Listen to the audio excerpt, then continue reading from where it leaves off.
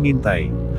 Menurutku Kongkong meminta ibu untuk berjanji karena kitab Feng Huang bukan sekedar kitab ilmu pengobatan, tetapi kitab itu juga berisi cara untuk menyakiti manusia.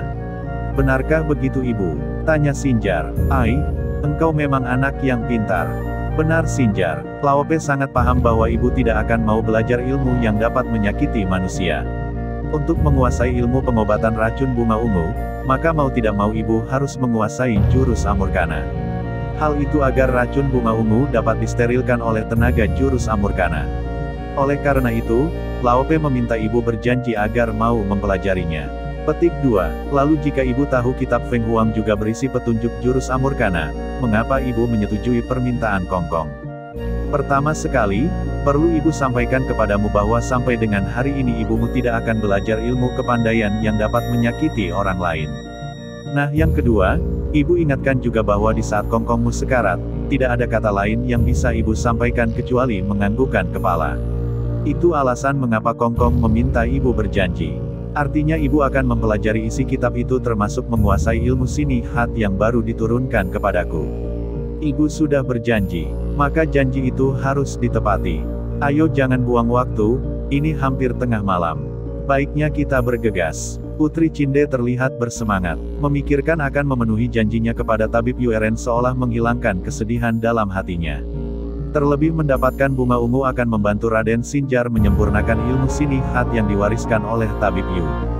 Kedua ibu dan anak itu bergegas menyiapkan keperluan untuk menjalankan rencananya mereka. Sebuah lampu minyak disiapkan sebagai penerangan. Raden Xinjar membuka pintu belakang rumah dan berjalan perlahan mengendap keluar rumah. Nampaknya mereka tidak ingin ada anggota perkumpulan yang melihat ibu dan anak itu berkelayapan keluar rumah di malam hari. Apalagi saat itu adalah waktu berduka. Ibu, hati-hati ikuti aku, bisik Raden Xinjar. Ia menuntun arah langkah ibunya menuju jalan setapak yang menjadi satu-satunya akses untuk menuju hutan di sebelah utara lembah Putri Cinde. Raden Xinjar mafhum jika ibunya tidak bisa bergerak gesit karena memang ia tidak menguasai kepandaian berlari cepat. Selama ini, ibunya selalu menolak belajar ilmu bela diri. Hatinya yang lembut membuatnya menolak segala macam cara untuk saling melukai sesama manusia. Dalam pandangan mata Raden Xinjar, malam gelap gulita. Itu menandakan bahwa saat itu masih di awal bulan. Asen dan Cuncun, dua sahabat ayahnya pernah berkisah bahwa pada awal bulan baru, matahari dan bulan terbit bersama di ufuk timur.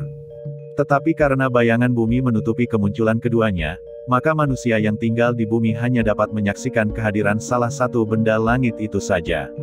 Siang hari manusia melihat matahari dan di malam hari manusia melihat bulan. Kehadiran matahari dan bulan secara bersamaan baru dapat dilihat dengan teropong pada saat gerhana matahari atau bulan, di mana bayangan keduanya saling tumpang tindih menutupi bumi. Warga di perkumpulan Li sangat paham dengan ilmu bintang. Maklum, mereka semua adalah pelaut. Bahkan saat masih berperan sebagai perompak, para pembaca bintang dari kelompok Li bisa memperkirakan datangnya ombak besar yang biasanya membuat kapal incaran mereka menepi ke arah daratan. Saat itulah merupakan waktu panen para perompak, di mana kapal pedagang yang diincar mereka datang sendiri ke sarang perompak. Setelah Raden Kuning menjadi pemimpin di perkumpulan Li, perlahan-lahan para perompak muara dapat disatukan. Ya, memang selama ini yang menjadi kelompok besar bajak laut di muara diwakili oleh kelompok perompak luar dan dalam. Kelompok luar identik dengan kelompok Litantong. Sedangkan kelompok dalam terwakili dengan kelompok Mentrabang. Mereka memiliki ciri khas masing-masing. Jika kelompok Litantong cenderung lunak saat beraksi, namun kelompok Mentrabang dikenal sadis saat merompak.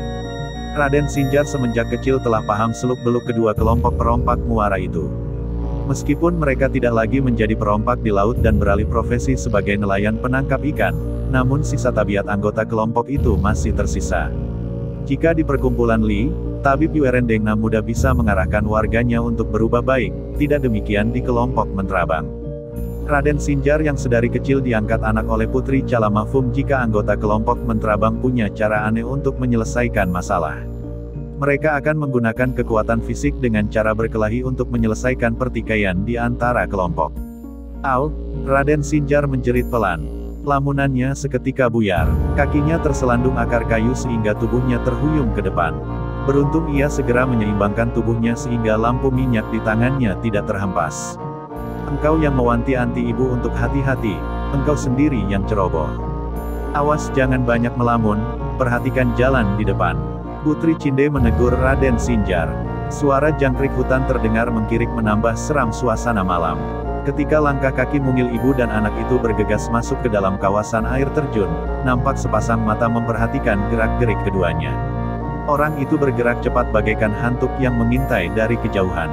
Langkah kakinya ringan menandakan bahwa ia memiliki kepandaian.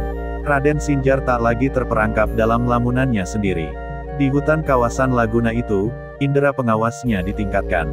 Di tempat yang masih liar itu, banyak sekali binatang buas yang dapat mengancam keselamatan ibunya. Jika saja Kongkongnya tidak berwasiat kepada ibunya, maka sudah tentu ia akan melarang ibunya datang ke hutan larangan ini. Ya, sejak Raden Sinjar kecil ditemukan keracunan bunga ungu, maka Tabib Yu melarang semua anggota perkumpulan untuk datang ke tempat itu. Hanya Raden Sinjar saja yang bengal. Ia selalu rutin mengunjungi hutan larangan tersebut untuk sekedar melepaskan penat. Kebiasaannya itu sudah tentu diketahui oleh ibunya. Air terjun hutan larangan bahkan menjadi tempat yang paling disukai Raden Sinjar di lembah Putri Cinde. Tiba-tiba Raden Sinjar terhuyung dan memeluk ibunya dari belakang. Kesempatan itu digunakannya untuk berbisik kepada ibunya. Kejadian itu seolah bukanlah disengaja. Begitu alaminya Raden Sinjar berperan sehingga orang yang mengawasi mereka tidak sadar jika kehadirannya telah diketahui. Ibu berhati-hatilah. Di belakang kita ada orang yang mengintai. Jika melihat dari gerakannya, orang itu bukanlah orang sembarangan. Bagaimana ia bisa sampai ke tempat ini? Tidak mungkin ia anggota perkumpulan. Aku curiga itu adalah telik sandi musuh yang menyusup ke sini. Apa yang harus kita lakukan? Ibu diamlah saja, ikuti saja aku. Dengan langkah perlahan, Raden Sinjar berjalan menuju air terjun. Selain Tabib Yu, ia adalah orang yang benar-benar hafal setiap sudut di hutan larangan itu. Mereka menuju air terjun. Itu berarti mereka langsung menuju gua tempat bunga ungu beracun tumbuh.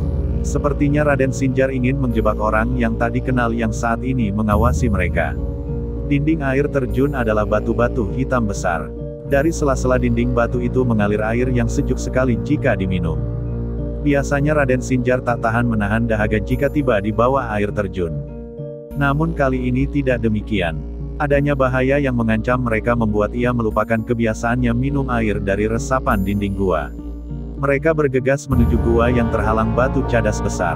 Sebagaimana yang dipikirkannya sedari tadi, pengintainya itu akan kehilangan pandangan karena terhalang batu besar. Untuk terus melakukan pengintaian orang itu haruslah datang melintasi batu besar yang menjadi pintu dari gua berisi tanaman bunga ungu. Ayo ibu, kita bersembunyi di balik batu besar di sana. Raden Sinjar bicara dengan suara pelan, di sekitar dinding gua memang terdapat banyak batu besar. Putri Cinde segera mafhum apa yang dilakukan oleh anaknya. Ya, Raden Sinjar memang ingin mengetahui siapakah orang yang berani menginati mereka. Selain itu, jika si pengintai masuk ke dalam gua, pastilah ia akan keracunan bunga ungu. Setelah menunggu sepenuh di air, orang yang ditunggu mereka tiba-tiba muncul dari balik bebatuan. Jarak pandang Raden Sinjar dengan orang itu meskipun tidak jauh, namun terhalang oleh gelapnya malam. Akibatnya, Raden Sinjar hanya dapat melihat bayangan tubuh orang itu yang ramping dan gesit. Pengintai itu tidak menyadari jika kali ini ialah yang sedang diintai oleh Raden Sinjar. Tanpa curiga, orang itu mengendap-endap masuk ke dalam gua yang tepat berada di depannya. Halangi dia agar jangan masuk ke dalam gua itu, anakku.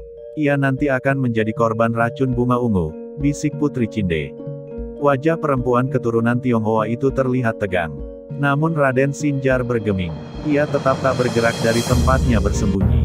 Putri Cinde bahkan menyentuh tangan anaknya itu agar ia merespon permintaannya.